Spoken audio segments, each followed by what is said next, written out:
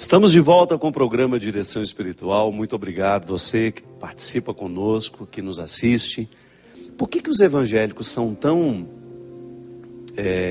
Hoje a música evangélica, claro que hoje a música católica cresceu muito, mas nós ainda estamos muito longe de algumas conquistas que os evangélicos já alcançaram com a música que eles produzem.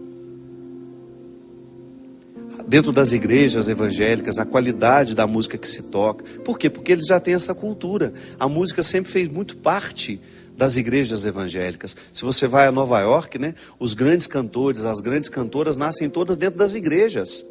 E depois não é nenhum problema no meio do show dela ela cantar uma música evangélica. As pessoas lá já estão acostumadas. A música é naturalmente religiosa. Os cantores não têm esse preconceito, né? Hoje, em muitos casos, se você vê, por exemplo, vai ter um show de samba. Se o cantor resolve cantar uma música religiosa, ele pode ser até vaiado. Porque, infelizmente, faltou para nós a cultura de colocar a música religiosa dentro do contexto da cultura, nas rádios, por exemplo. Qual foi a última grande música cristã tocada nas mesmas rádios que tocavam as músicas, os sambas, o rock? O Regis Danés, né, com aquela música dele, Entra na Minha Casa, Entra na Minha Vida, foi um sucesso nas rádios. Por que as nossas músicas não tocam ainda nessas rádios? Porque falta para nós que nos dizemos cristãos o hábito de prestigiar esses trabalhos. Então eu acho que um evangélico, quando ele vai fazer um presente, ele não vai pensar duas vezes, ele vai dar um CD de música de uma banda que ele gosta. E nós já estamos tão próximos dessa qualidade, né? Nós já superamos em muitos casos. Nós temos alguns, a banda Rosa de Saron, por exemplo. Olha a qualidade desses meninos. O Ministério Adoração e Vida, Aziz, Adriana, Celina. Tanta gente de altíssima qualidade. Aqui na Canção Nova, CD, DVD da Eliana Ribeiro, esse último dela, que coisa linda. Um excelente presente. Todo o trabalho que é feito, que é produzido, para a gente poder... CD do Eros, um novo trabalho, Marcas de Amor, do Nelsinho, lançando um novo trabalho agora. O Ricardo, o Santos Onada, o novo lançamento, que aliás o Christian está todo moderno lá no DVD. Aqui ele fica com carinha de cobrador de ônibus, lá ele está com cara... Não é aquele cobrador de ônibus sério, aquele menino assim, com cabelinho penteadinho certinho. Lá não, ele está todo moderno, os cabelos arrepiados. Falei, gente, é o Christian mesmo, o mesmo do Direção Espiritual. Enfim, uma série de produtos. Por que a gente não tem esse hábito? Inclusive, vou aproveitar e vou responder uma pessoa aqui que me escreveu assim, a respeito da minha pregação de domingo. Quer ver? Ela fala assim: Padre Fábio, meu nome é Marília, moro em Osasco e fiquei muito, muito tocada com a sua pregação no domingo. O senhor me fez pensar algo que eu até então não havia pensado.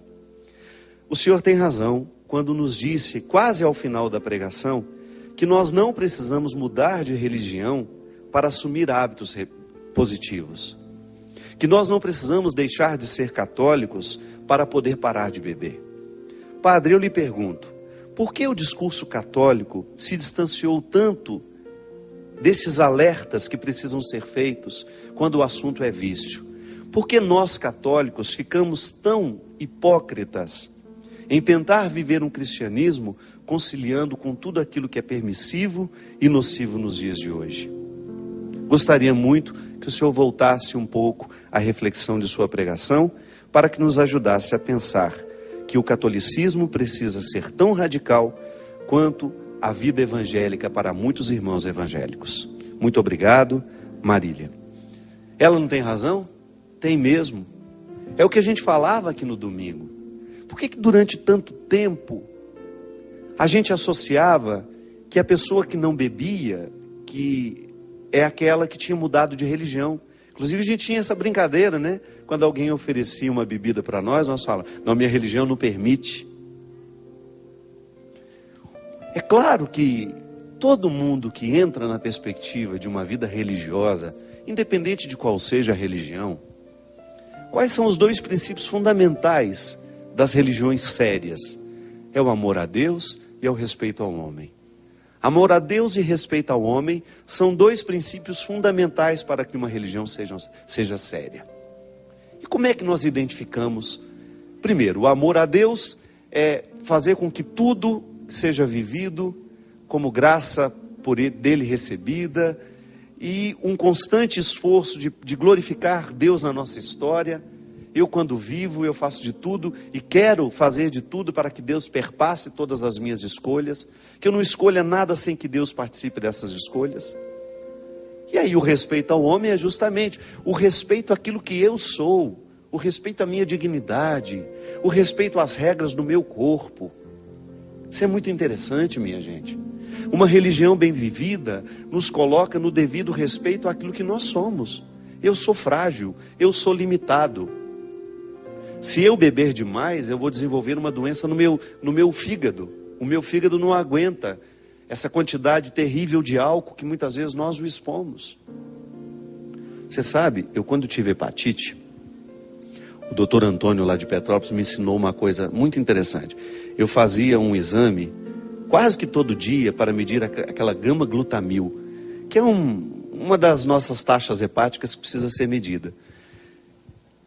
Por exemplo, não sei mais os números, que eu já tenho muito tempo isso. Vou dar um exemplo. Uma pessoa normal tem que ter, por exemplo, 20. O número máximo daquilo tem que ser 20. Uma pessoa que tem cirrose, ela tem 200, 300.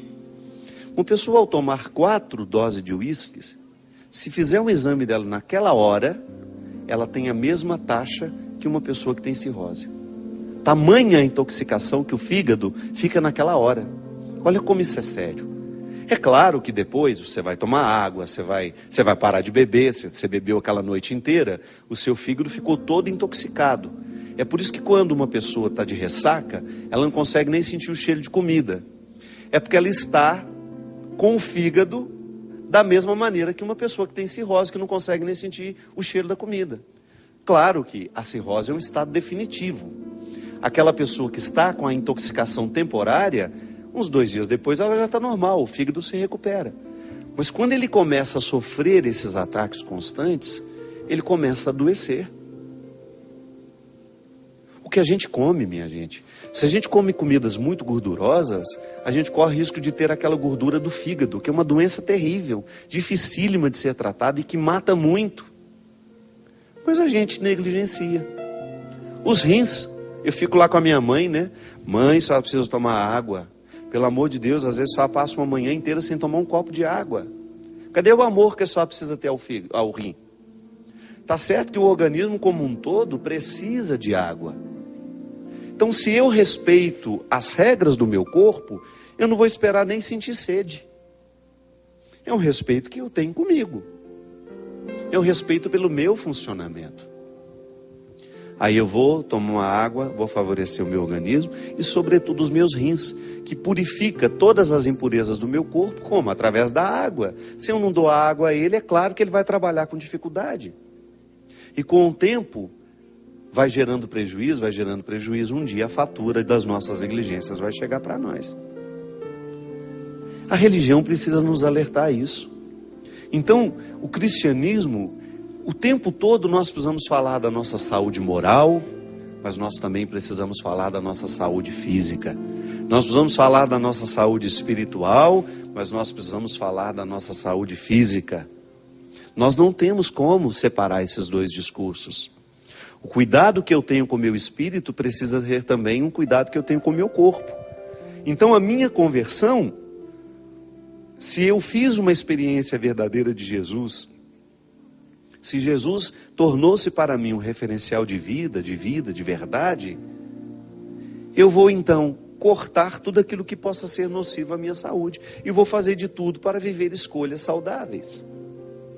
Então, quando você tem, em muitos contextos evangélicos, são radicais, o álcool não entra.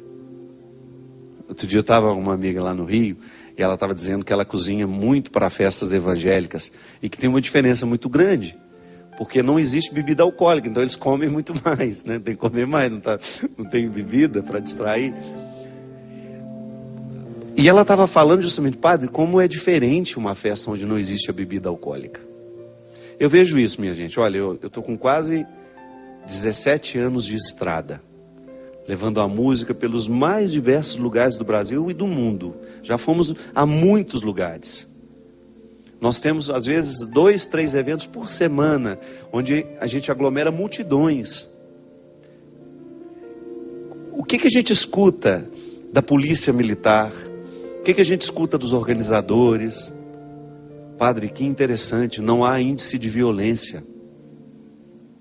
Por quê? Porque não tem gente bêbada, não tem gente fora de si. Pode ter um ou outro mal intencionado, querendo roubar, isso a gente nunca vai conseguir evitar. Mas geralmente, quando é que nós ouvimos falar que um evento cristão, onde estávamos tendo lá um show que terminou em pancadaria, ou que terminou em morte de alguém? Então, isso é sinal de que quando a gente preserva o nosso meio, quando a gente faz de tudo para que as nossas escolhas sejam coerentes com aquilo que a gente está cantando, é natural que a bênção será manifestada. Não é que Deus não abençoa o show de rock, não é que Deus não abençoe a micareta, não é isso não. Deus abençoa sempre, e eu tenho um profundo respeito pelos artistas que fazem a cultura popular brasileira. Tenho muitos amigos entre eles, e fico até chateado quando vejo alguém falando mal, porque não conhece essas pessoas. São pessoas tão boas. Tive a oportunidade de estar agora, por exemplo, com o Tiaguinho. Estava conversando com o Tiaguinho. O Tiaguinho é um menino cristão. O pagodeiro, o Tiaguinho, que a gente vê tantas vezes cantando por aí, é um menino que nasceu na igreja.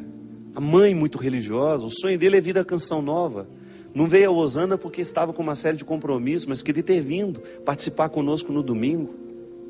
A Ivete Sangalo, sabe, a Ivete tem coisas da vida dela que a gente não sabe.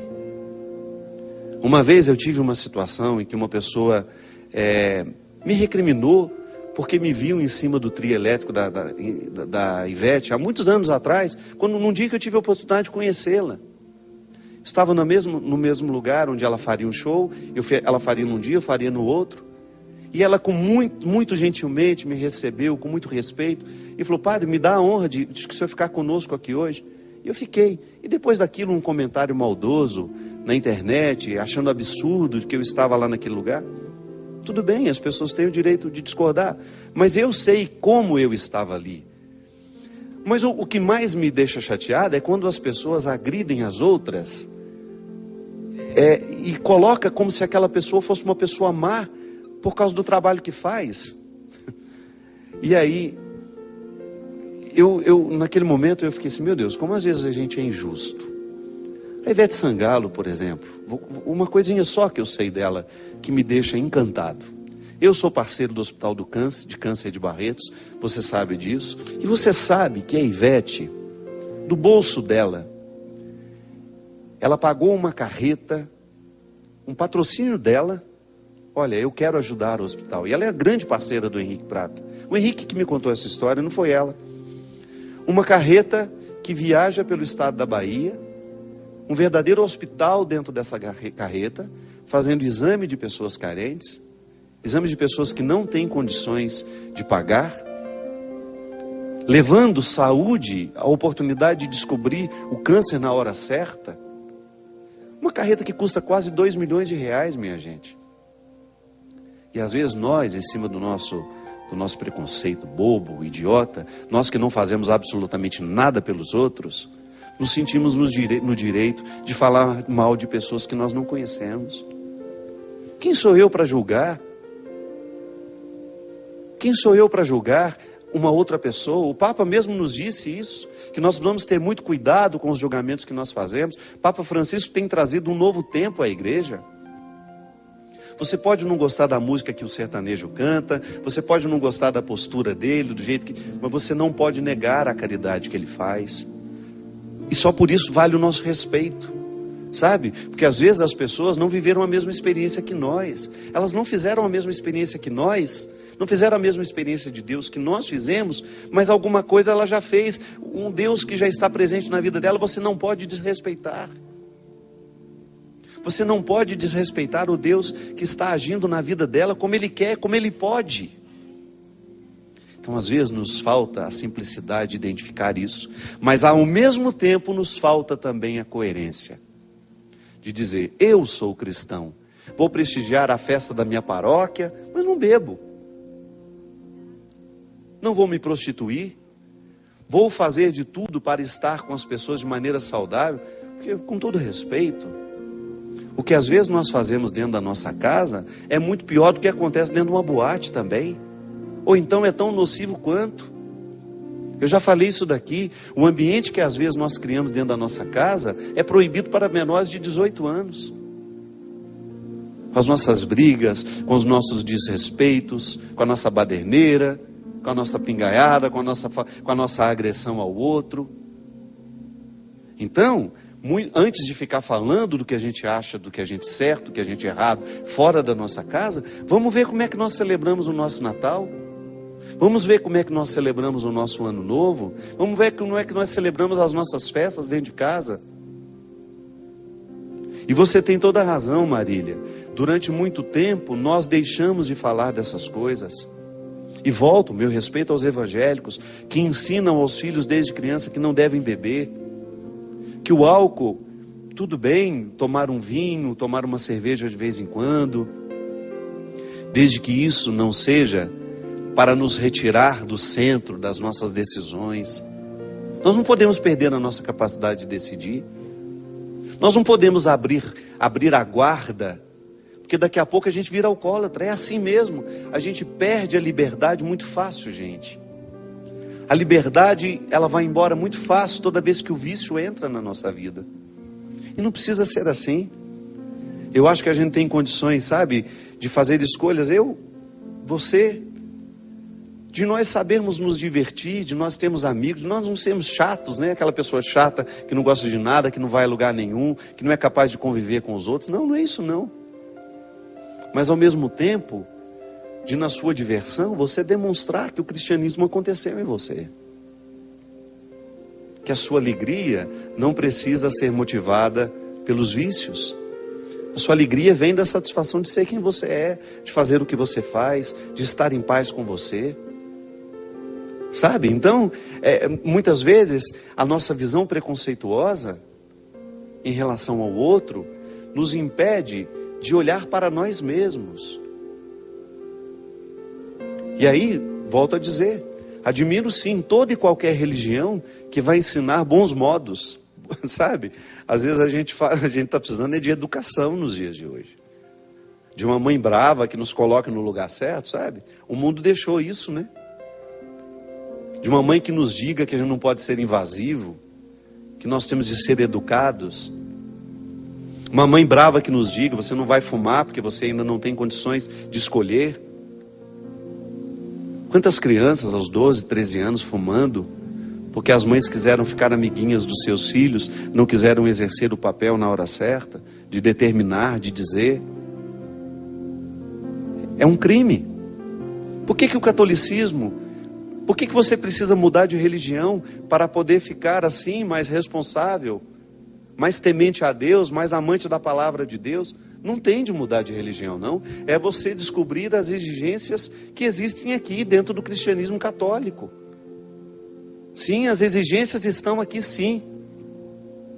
E seria um equívoco da nossa parte não pregar essas exigências. Volto a dizer, não se trata de ser relativista. Não se trata de você poder dizer, olha, vou fazer isso, vou fazer aquilo, e não estou nem aí para as repercussões daquilo que eu vou fazer, não. A nossa experiência de Deus nos diz que nós tudo podemos, mas nem tudo nos convém. Então, ainda que você esteja num ambiente que não seja cristão, você pode ser, sem arrogância. Pode ser que Deus tenha te levado lá só para você dar o seu testemunho, da sua serenidade, sabe?